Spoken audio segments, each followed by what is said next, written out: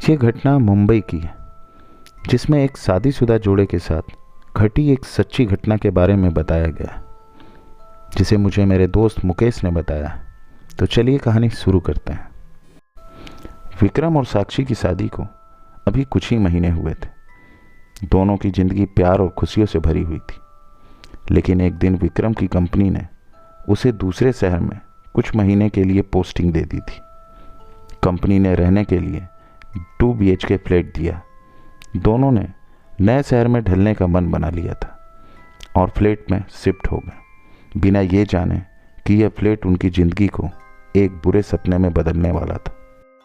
Shifting के पहले दिन विक्रम और साक्षी ने मिलकर पूरा फ्लैट सजा लिया। रात को थकान के कारण दोनों जल्दी ही सो गए। लेकिन आधी रात को जब विक्रम की अचानक नींद खुली, उसने देखा साक्षी पास में नहीं थी।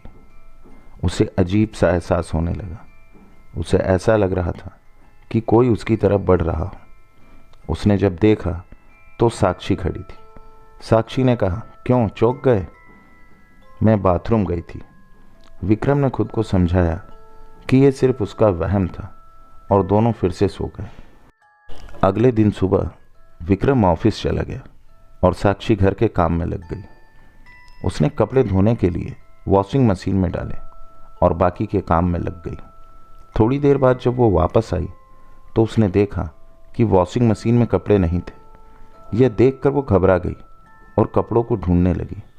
आखिरकार वो अपने बेडरूम में पहुंची, जहां उसने सारे गीले कपड़े बिस्तर पर पड़े देखे।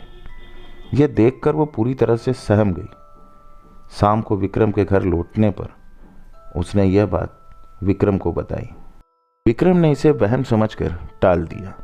उस रात जब दोनों सो रहे थे तो विक्रम को किसी के जोर जोर से सांस लेने की आवाज़ सुनाई दी।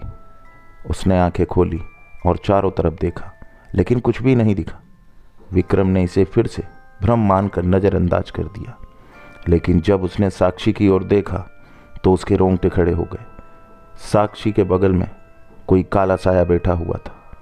विक्रम ने घबराकर बाथरूम में जाकर अपनी आंखें धोई और वापस आकर देखा तो वह साया वहाँ से गायब हो चुका था।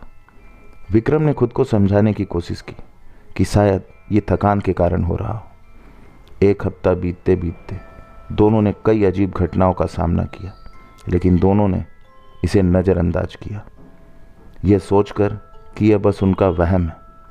फिर एक रात जब दोनों सो रहे थे, अचानक बिस्तर जोर से हिलने लगा। दोनों की नींद खुल गई। साक्षी ने पहले उठकर देखा, लेकिन सब कुछ सामान्य था।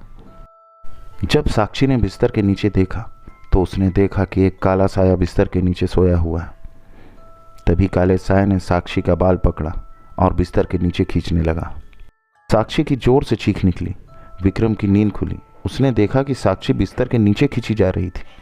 विक्रम उसे बचाने की कोशिश करने लगा, लेकिन जब उसने नीचे देखा तो उसका दिल दहल गया। साक्षी की आंखें खुली हुई थीं और वहाँ कोई काला साया था जो उसके सिर को जमीन में दबा रहा था। विक्रम ने तुरंत टॉर्च जलाया, लेकिन वहाँ कोई नहीं था। विक्रम ने साक्षी को बिस्तर के नीचे से खींचकर बाहर निकाला। अब दोनों बहुत डरे हुए थे। विक्रम और साक्षी ने कमरे से बाहर जाने की कोशिश की, लेकिन दरवाजे के पास वही काला साया खड़ा था जो उन्हें जाने से रोक रहा था।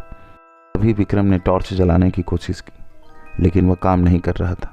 इस बीच उसने देखा कि साक्षी दरवाजे के पास खड़ी थी और डरते हुए इशारे में कहा, तुम्हारे पीछे कोई है। विक्रम ने डरते हुए पीछे पलट कर देखा।